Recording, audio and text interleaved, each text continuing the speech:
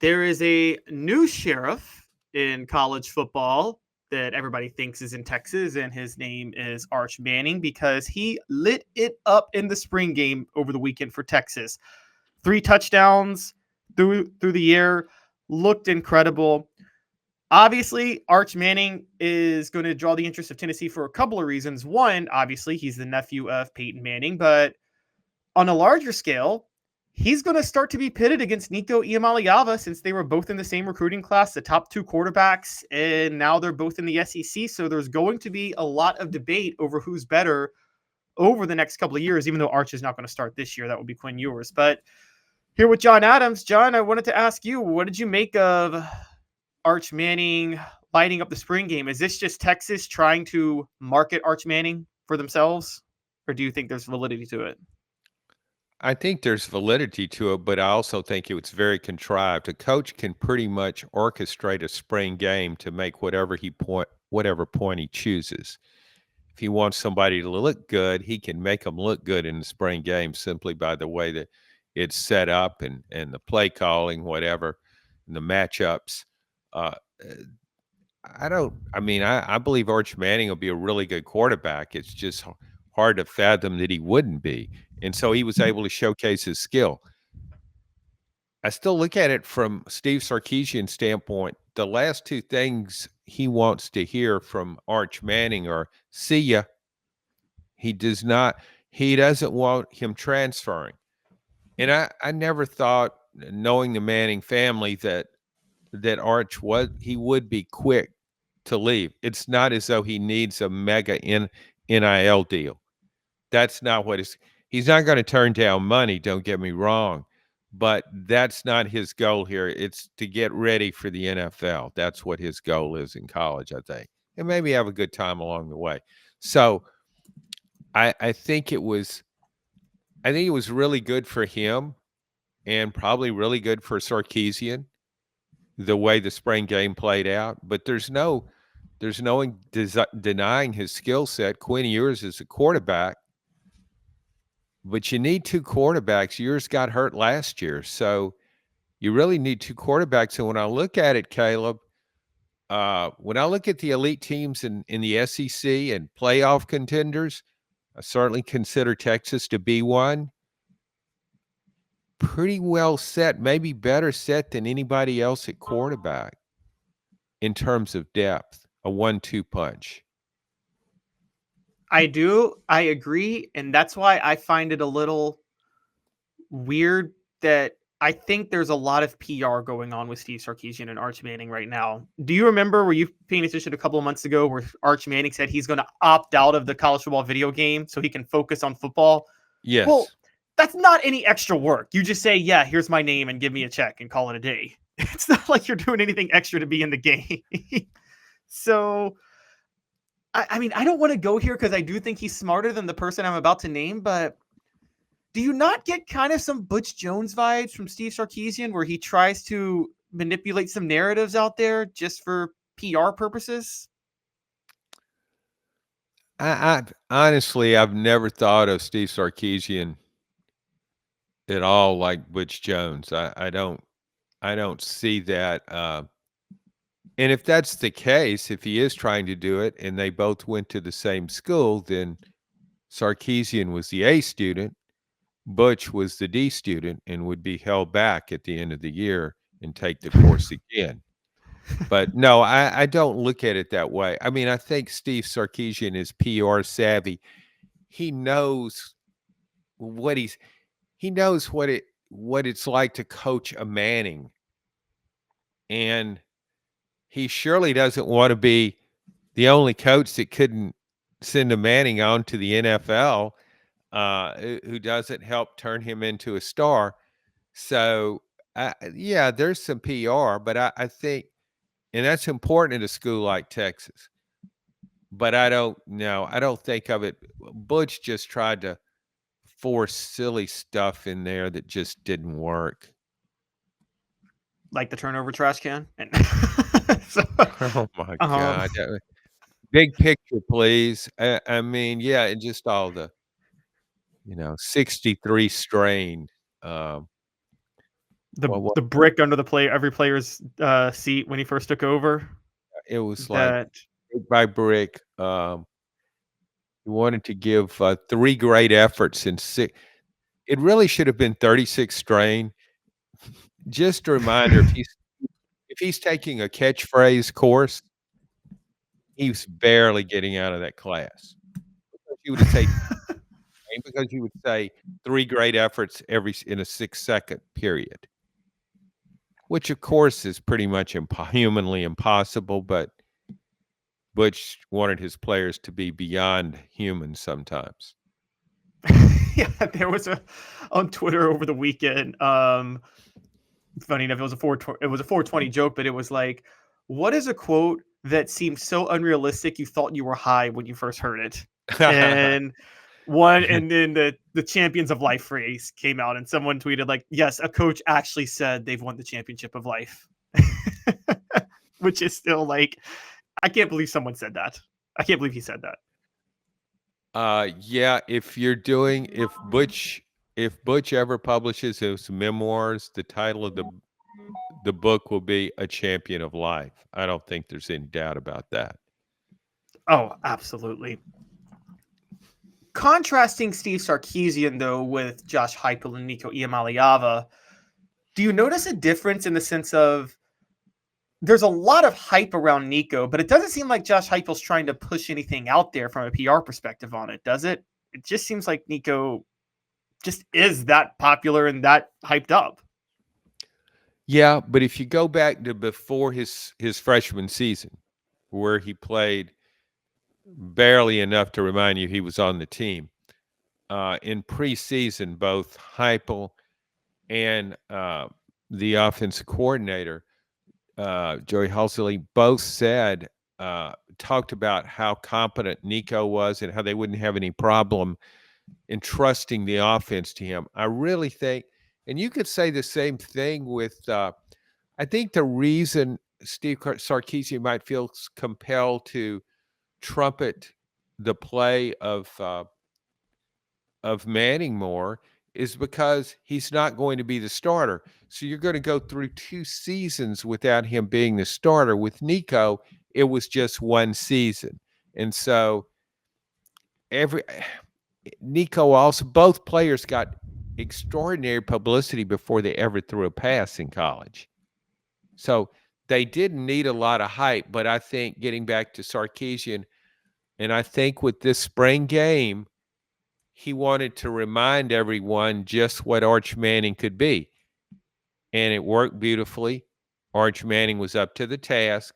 And now there are going to be and there will be some people that will take it a notch higher and say, should Arch be the quarterback over Quinn Ewers? Because they will remember that last series against Washington in the playoff where those 2 passes in the end zone, he didn't really give his receivers a chance. And some people might thinking, yep, if Arch had been throwing those balls, we'd have won that game and been playing for a national championship. Possibly, but they can't let Steve Sarkiisn off the hook for misusing the clock too at the end of that game. No, I know. But still, they were right there, and they needed, a really good pass. And Quinn Ewers is a really good quarterback, but he didn't deliver in those instances. No, he didn't. I guess you probably believe, though, that you can justify Quinn Ewers starting over Arch Manning a lot more than you can justify Joe Milton starting over Nico Iamaleava. Is that fair to say? Oh, there's no comparison. No. And see, then we get back to not just skill set. It's not as though Joe Milton didn't have talent, but his skill set fit a different style of offense than what Tennessee ran. And that's why it was kind of baffling to me the more I saw of Nico that he wasn't the quarterback by midseason. His skill set fits this offense to a T. I think even better than Hendon Hooker did.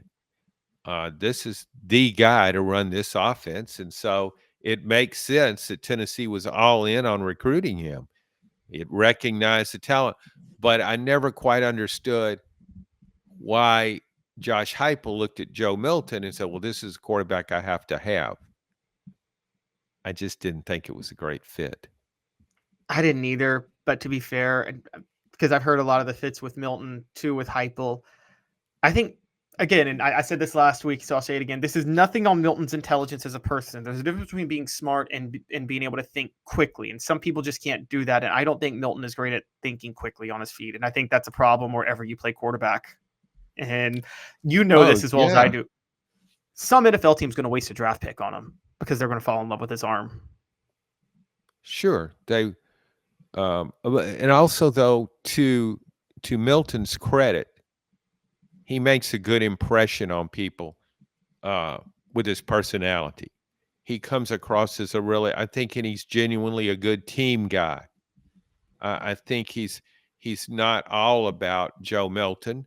So I think, so that will help him too. And you combine that with the arm. I mean, NFL types cannot resist the lure of that kind of arm. And they look at it like, well, we just tweak this, we do this, and he will thrive in our system. It doesn't usually work out. And what puzzles me about that whole idea is that the greatest NFL quarterbacks, most of them didn't have the greatest arm. They had good arms, but John Elway was the exception. Great quarterback, unbelievable arm, but most of the Aaron Rodgers is another one. But a lot of these guys, Joe Montana didn't, and he was as good as anybody. So, yeah, it's funny how that works out. But I think he will get drafted. I just can't see him being a good NFL quarterback. And you bring up a good point. You know, there's so many different ways to measure intelligence, and football intelligence and just regular intelligence don't always coincide. You know, you think of somebody that might make straight A's, a 4-point average, might not fare well. His football IQ might not be nearly as high.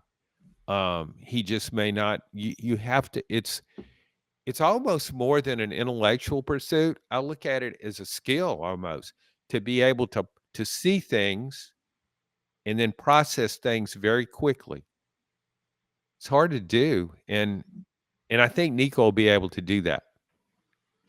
Oh, I do too. I think we watched that with the Iowa game. Nico was he reacted so instinctually. And some people thought that he ran too much. I didn't have a problem because you know this. Iowa plays that bear 4-2-5 defense, and they just beg you to work them down the field, basically. And he did that. Yeah, it just looked as though he could find a crease in the defense and think, and he's doing this in fractions of a second. It's not like he's sitting there diagramming it on a sheet of paper. He sees what he can do, and he does it instinctively. And not that many players can do that. That's one reason I'm so high on him. I just look at him as a can't-miss talent. But that's one of the main reasons. It's not just that he's a good passer. His instinct for the game and knowing when to run, where to run. It just, he's going to be fun to watch. So they're not going to play each other for the next couple of years, I believe. But do you think that since they're in the SEC now, in SEC comparisons, we're entering a new era of where Arch and Sarkiian versus Nico and Heupel, this is basically Manning and Cutcliffe versus Warfel and Spurrier? It could be, but I don't know what the schedule is like when would they couldn't play before 26, right? Yeah, so I don't think they're going to play each other because Arch. I don't think it's going to happen, but that's an interesting comparison because Danny Werfel, of course, he played in the NFL, but he wasn't a great NFL talent, certainly, but he was a great college player. And again, we're talking about a player who was the perfect fit personality-wise and skill set-wise for what Steve Spurrier would try to do. I can still see Danny Werfel dropping back in an empty backfield, 5 wideouts spread all over the field, Florida State, later Nebraska, and that didn't go well. just tearing him apart, knocking him down every third passing attempt.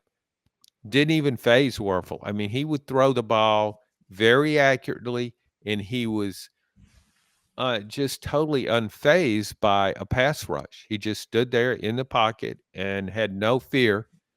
And that was perfect for that system. He's reading the defense and he's looking at where he's going with the ball. And that was a perfect marriage of coach and player. And I thought Tennessee with David Cutcliffe, again, the offense was designed for Peyton. And Cutcliffe, like Spurrier, was also a great quarterbacks coach, not just a coordinator, but a really good quarterbacks coach. So that's a really good example of how you can go about things differently and with different skill sets. The thing they had in common, neither was a running threat, neither Werfel nor Manning, but they were in different systems and different things were asked of them. Right. And the only reason Florida had the upper hand is because at least one side was able to somewhat figure out the other offense, whereas Tennessee's side could not figure out Steve Spurrier for the life of them, could they? No, that never happened. Yes. And funny enough, because you brought up Nebraska a couple of times, to Florida's defense, and honestly to Tennessee's defense in this, John, I don't know if you're aware, but there were a lot of there's a lot of smoke surrounding the idea that Nebraska was maybe on some performance enhancers during that time. A lot of their players. Well, and I will say, though, in fairness to Nebraska, when that dynasty began, Boyd Eberle was a strength and conditioning coach, and he was ahead of his time. And so they were into strength and conditioning at a higher level than anybody else early on. And that laid the foundation. They're great offensive lines.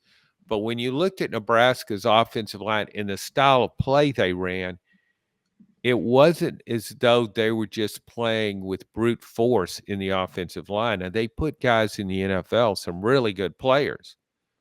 But they also, those offensive linemen were skilled. They could run block so effectively, and they were really good at getting to people's legs and blocking it. Imagine, I mean, they ran the option, but they ran it with a lot better players than what Army or Air Force could do.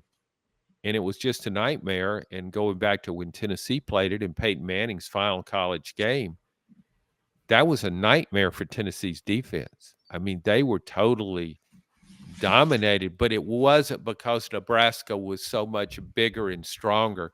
I saw it more as technique.